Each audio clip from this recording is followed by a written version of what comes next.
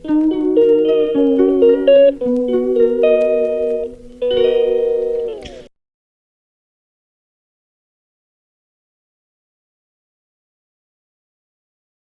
Welcome to my channel vibrate Gannu.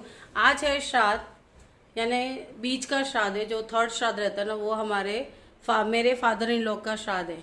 उनको around 29 years कम हो गए, वो गुजर गए। तो आज का व्लॉग उनको याद करते हुए हम मनाएंगे। बहुत सारी मेमोरी जो मेरे हस्बैंड आपको बताएंगे, उनका नेचर कैसे था, क्या था। कहते हो बहुत शौकीन थे घूमने के और खाने के। He was a very lively person, मतलब जिंदा दिल इंसान थे मेरे फादर इन लॉ। तो आज चलो, ये है मेरे फादर इन लॉ का पिक। ये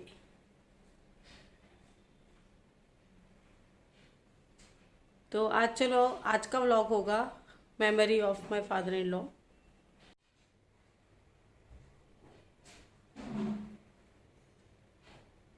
He was just 47-48 years old when he left this world.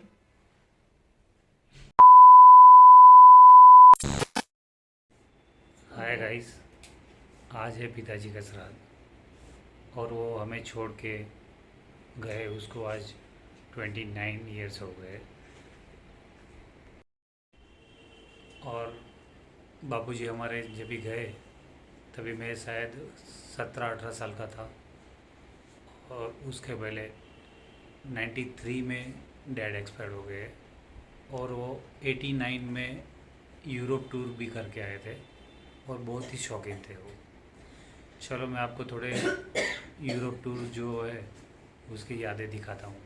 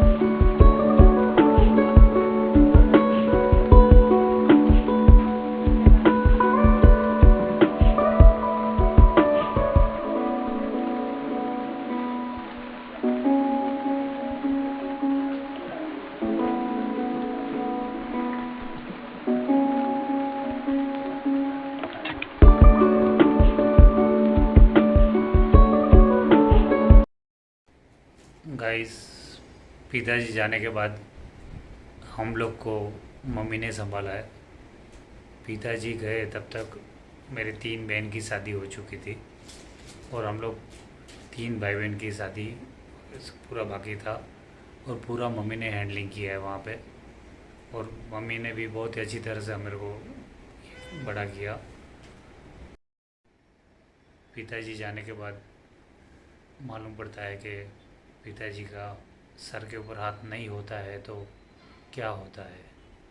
जब दिवाली आती है तभी मालूम पड़ता है। जब दिवाली आ रही थी, पिताजी थे तभी पटाखे मांगा, पटाखे दे दिए। कुछ भी किया, कुछ भी मांगा तो सब कुछ मिल जाता था, तुरंत मिल जाता था। पिताजी जाने के बाद मालूम पड़ता है कि अभी ये कैसे लेंगे, क्या लेंगे। और मम्मी को भी नहीं बोल सकते थे तभी मालूम पड़ता है कि पिताजी का कितना होना ज़रूरी है। और मेरी वाइफ और मेरे बच्चे ने तो उसके दादा और उसके ससुर को तो देखा भी नहीं। वाइब्रेट गन्नू की टीम की ओर से एक रिक्वेस्ट है सबको, अपने अपने माता पिता के साथ रहिए और उसके साथ टाइम बिताइए, बातें सुनिए।